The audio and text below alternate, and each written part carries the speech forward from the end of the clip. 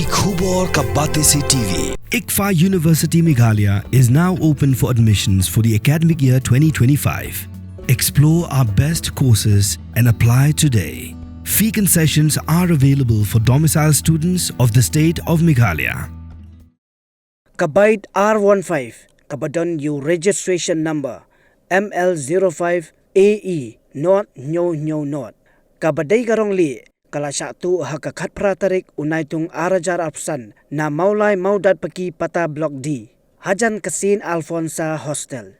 Kumta la karpat yakipajba kibayoi yakani kabaid bakin pentip hau number kandai lai riun riu sao pran riu not lai sao.